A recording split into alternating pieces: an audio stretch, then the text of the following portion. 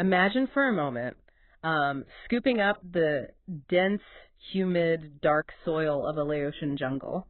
Okay. You put it on a massive cargo ship, and you use it to literally terraform the barren, sun-scorched deserts of Saudi Arabia. It sounds, it entirely sounds like science fiction. Right. You would think someone is writing a novel about, like, colonizing Mars. Yeah, absolutely. But today, we are looking at a stack of documents that aim to do exactly that right here on Earth. Welcome to today's Deep Dive. Glad to be here for this one. Our mission for you today is to examine these project blueprints for something called the Suvarnapathapi Xang project, and along with that, a highly strategic diplomatic pitch aimed directly at the government of Saudi Arabia. And I have to say, it is one of the most fascinating pairings of documents we've seen in a long time. Oh, for sure. Because, you have this highly localized, hyper-advanced ecological initiative in Southeast Asia on one hand, and then on the other, a sweeping geopolitical survival strategy. Yeah, and looking at these documents side by side, it creates a genuine mystery that we are going to explore with you today. Because on the surface, the friction is just obvious. Right. What could a landlocked, developing nation in Southeast Asia, specifically Laos, and a massively wealthy, desert-covered Middle Eastern oil superpower like Saudi Arabia possibly have to offer each other? It's a massive contrast. Okay, let's unpack this. Because to understand how these two wildly different nations are building a bridge, we have to look at a bold plan to turn nature into an actual, measurable economic system. And that right there, that is the paradigm shift that makes this all possible. Yeah. Because before we can even touch the sand in the Middle East, we have to understand the engine of this entire idea. Right, which starts in Laos. Exactly. That engine starts deep in the forests of Laos. The core philosophy of the Xang project is taking natural resources and transforming them into and they use this specific phrase, a sovereign natural capital platform. Yeah, I read that phrase in the blueprint, and I have to admit, sovereign natural capital platform, it sounds like a venture capitalist trying to rebrand a national park. It really does. But the underlying concept, it basically flips our entire understanding of wealth upside down. How so? Well, normally, when you and I think about a country's gross domestic product, its GDP, we are thinking about a measure of extraction. Right, taking things out. Exactly. A country mines coal, cuts down timber, pumps oil, or manufactures physical goods. You take something out of the earth, you leave a hole behind, and that, supposedly, generates wealth. Standard industrial model. Right. But this project in Laos is attempting to build a new GDP based entirely on a green economy. Which is wild. They want to generate national wealth by doing the exact opposite. They are generating GDP by restoring ecosystems and absorbing carbon. Which, as you can imagine, requires a completely new financial architecture. Right, because the old rules don't apply. Exactly. You cannot fund a non-extractive economy using traditional extractive investment models. So the blueprints outline this unique structure they call the PPP plus P model.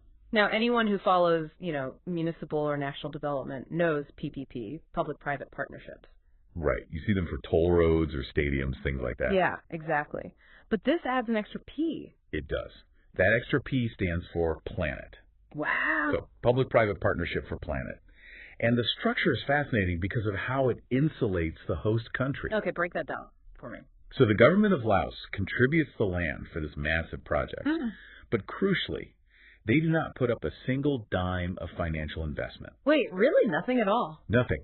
Therefore, they do not take on any public debt or financial liability if the market fluctuates. Which is an incredible deal for a developing nation. I mean, you give us the land, we take all the financial risk. It's unheard of. So I was digging into who is actually footing the bill here. It's a single entity called the Sri Araya Group. Right, the primary backers. Yeah, they're the sole investor responsible for the entire capitalization. And the shareholding structure works out, so Sri Araya gets 70%.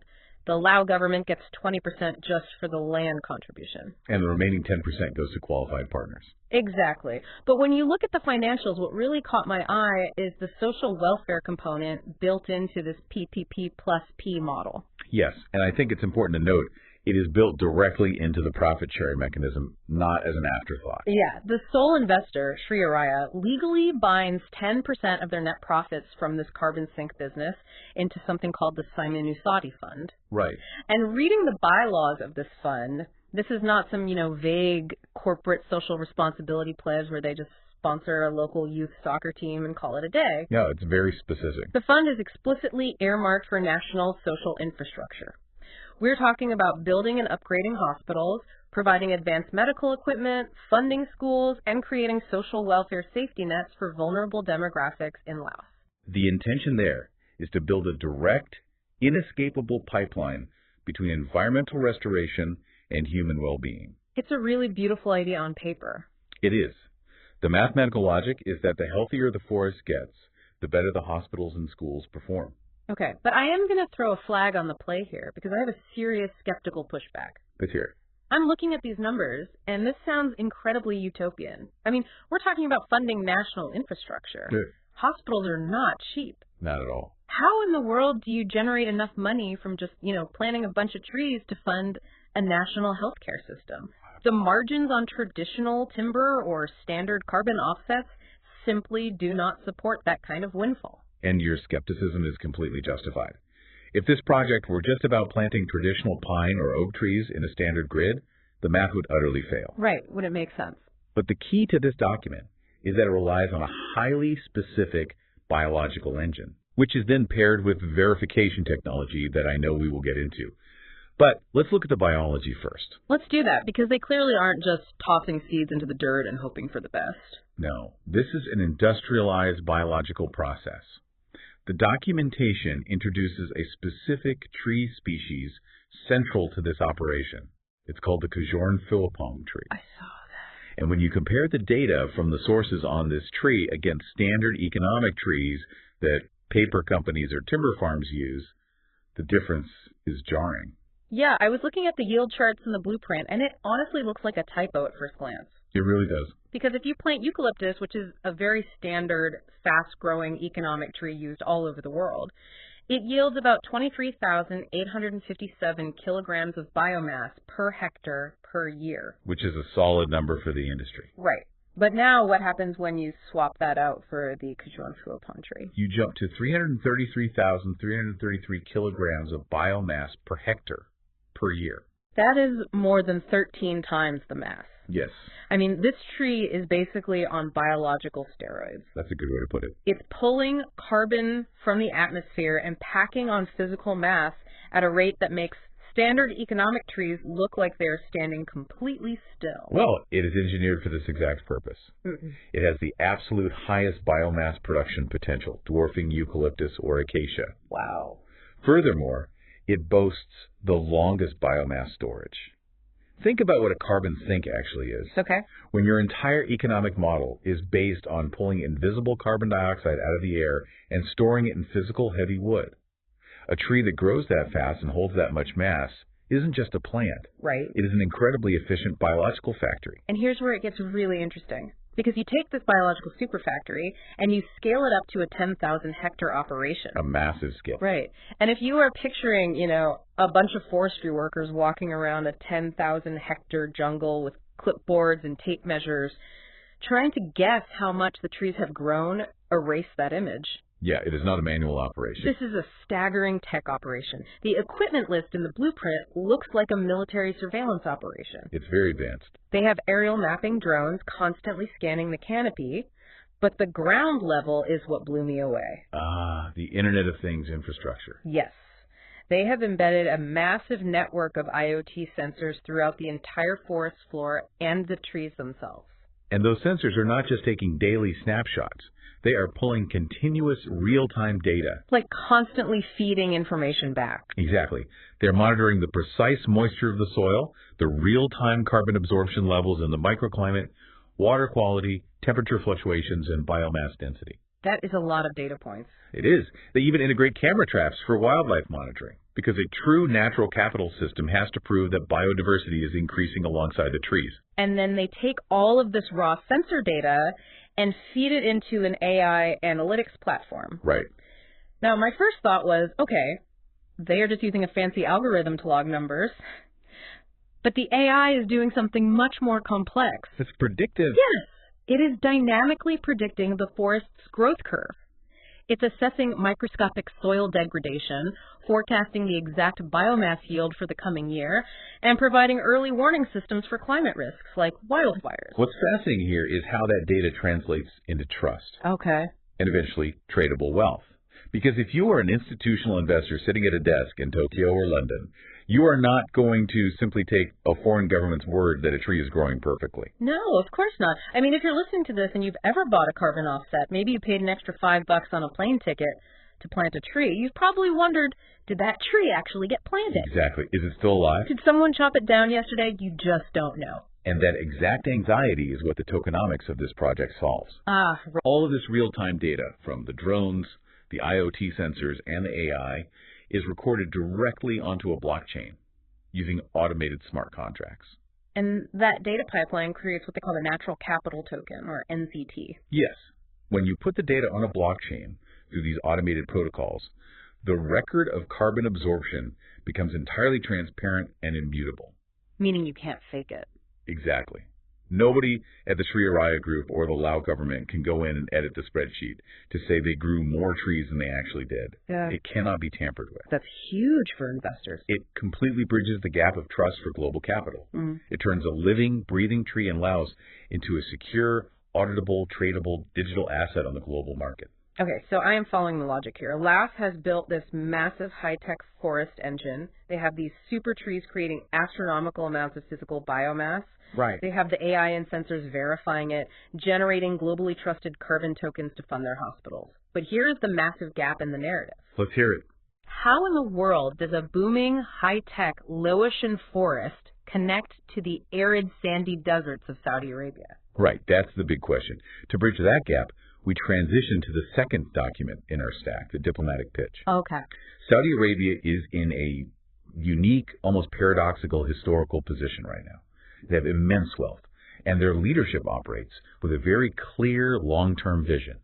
They know they need to build a post-oil future. Because eventually, either the oil runs dry or the global economy just stops buying it. Exactly. And according to the pitch, one of their absolute top priorities for this post-oil reality is achieving long-term food sovereignty. Yeah. They want to be able to feed their own population without relying on fragile global supply chains. But they run into a literal physical wall. The sand. The sand. You cannot just command an oasis or a massive agricultural zone to appear in dry, nutrient-dead sand. Right.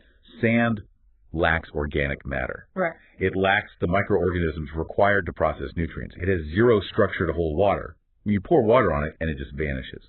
Yeah, if you have ever tried to keep a house plant alive in beach sand, you know it is impossible. Exactly. So Saudi Arabia has all the capital in the world, but their agricultural foundation is literally dust. Which brings us back to the physical waste generated by our biological superfactory in Laos. Okay. This is the scientific bridge between the two nations' activated biochar. Let's break this down, because the pitch positions this biochar as the silver bullet for Saudi Arabia's sand problem. And initially, I was pretty confused. Yeah, it's counterintuitive at first. Yeah.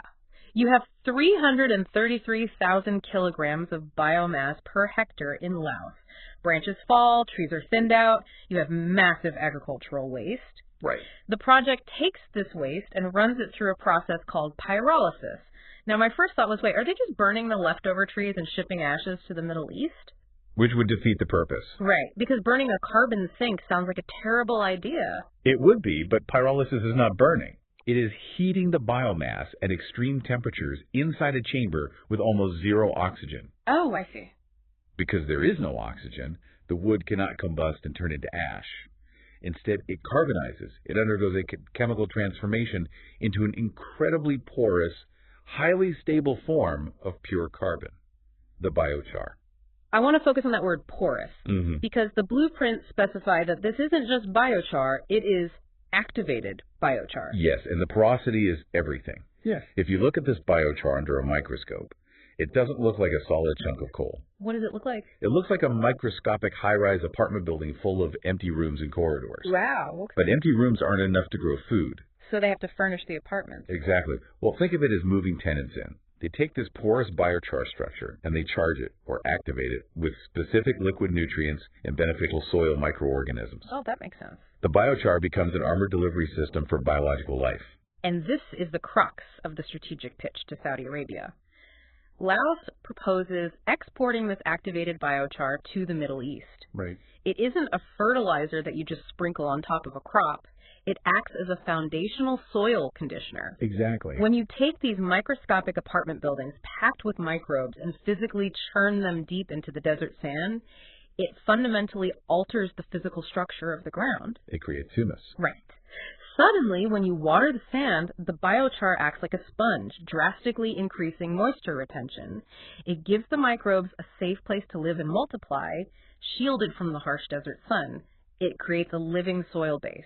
It is a literal terraforming process. Yeah. You are taking the captured carbon and biological density of the Laotian jungle, stabilizing it through high heat technology, and shipping it across the ocean to physically rebuild the soil profile of a desert nation. But rebuilding a desert soil profile with biochar isn't, a weekend project. You were talking about changing the geological reality of a landscape. Oh, it takes a long time. That is a slow, methodical, deeply scientific process that takes years, which made me wonder, while reading the pitch, what happens in the meantime? Right. How do these two nations actually interact while they're waiting for the sand to finally become soil? Well, the architects of this pitch understood that waiting a decade for results doesn't work for global diplomacy. No, politicians need wins now. Exactly. That reality is why the pitch outlines a comprehensive 10-year master plan. They realize that their current national contexts are perfectly complementary, allowing them to enter into a strategic symbiosis. I love the way this is structured. Let's look at the immediate needs of both sides. Okay. Laos is a developing nation. They desperately need to boost their GDP, they need mass job creation for their citizens, and they need technology transfer from wealthier nations to modernize their economy. On the flip side, Saudi Arabia has abundant capital ready to deploy, but they have an immediate vulnerability. Right. They need food security right now, today, while they're waiting those 10 years for their own land to become arable. So when I looked at this 10-year master plan, I realized Laos essentially becomes a combination of a giant grocery store and a university for Saudi Arabia. That's a great way to think about it. And Saudi Arabia is basically paying rent in the form of investment. That analogy holds up perfectly. Let's look at the grocery store aspect first. Okay. During this 10-year transition, the pitch proposes that Laos acts as a food safety hub for the Middle East. Laos has vast tracts of available fertile land. Yeah. And remember, within this project, they operate under strict organic farming guidelines. We are talking zero-waste systems, utilizing their own biochar, with absolutely no chemical fertilizers or dangerous pesticides. So Laos leverages its lower production costs and its incredibly rich biochar-enhanced soil to produce high-quality, safe, organic food at scale. Right. They then export that food directly to Saudi Arabia to solve the immediate food security crisis. Saudi Arabia gets to eat while they wait for their sand to change. And while Laos is acting as the grocery store, the Suvarnapathapi Xang project is simultaneously acting as the university. Right, the training ground. The pitch explicitly calls it a living laboratory. This is the human capital component, which, if you think about it, is just as critical as the biochar itself. Yeah, it really is. Because let's say the terraforming works. In 10 years, Saudi Arabia has beautiful, rich soil. You can't just hand the keys to a massive green oasis over to a workforce that has only ever managed oil refineries and desert logistics. No, they need farmers. Exactly. They need a highly specialized workforce. So the project in Laos serves as a decade-long training ground.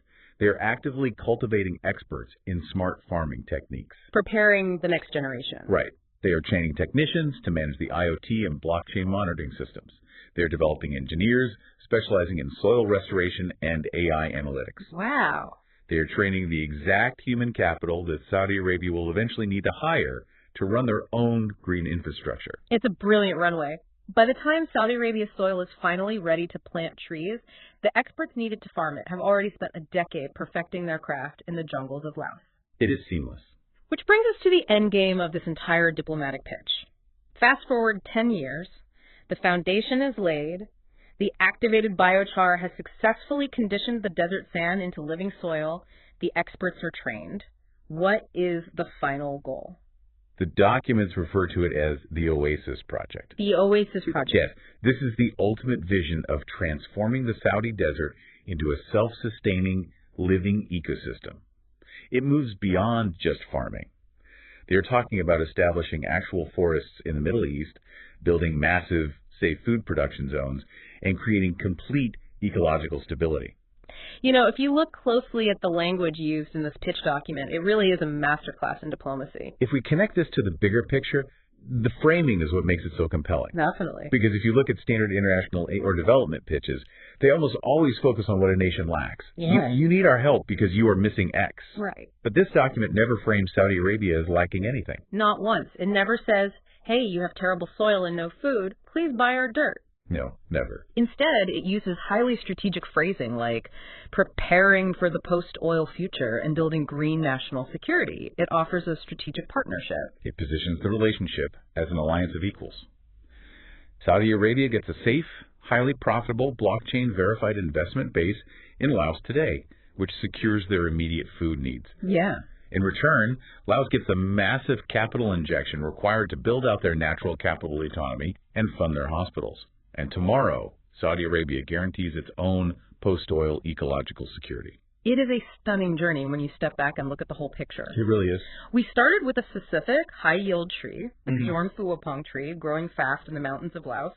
That single tree pulls invisible carbon from the air. Right. That carbon is verified by AI and IoT sensors and locked onto a blockchain to create digital investment tokens. An entirely new economy. Then the physical waste from that very same tree is baked in a low-oxygen chamber into activated biochar. It is packed with microbes, shipped across the ocean, and used to literally terraform the sand of the Middle East, allowing a desert nation to grow its own food. It creates a closed-loop system that completely transcends international borders. Which brings this entire thought experiment right back to you, listening to this deep dive.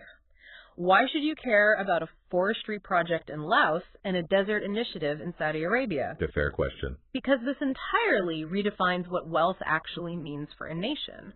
We are moving past the era where a country's power is solely defined by what it can extract from the earth.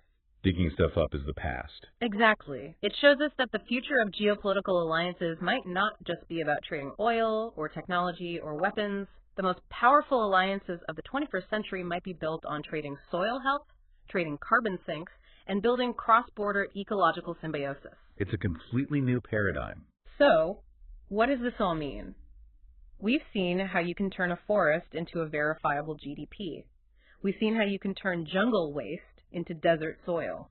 And this raises a massive question, perhaps the most critical one for the future of global economics. What's that? If nature can successfully be tokenized, if we can use blockchain and AI to make the environmental health of a country completely transparent, mathematically sound, or auditable, what happens to the global financial system? Oh, wow. Imagine a world where a country's currency, whether it's the US dollar or the Saudi Rial, isn't backed by gold sitting in a vault or by the fiat promises of a central bank, Right. but is literally backed by the verifiable living health of its forests. Could ecological preservation, the very act of saving the planet, transition from being a charitable cause to becoming the most aggressive and profitable financial strategy of our time? It definitely makes you wonder, the next time you try to picture a nation's ultimate vault of wealth, maybe you shouldn't be picturing a massive steel door deep underground. Probably not. Maybe you should be picturing a sprawling forest canopy quietly pulling carbon from the sky while a drone flies overhead. Thanks for joining us on this deep dive.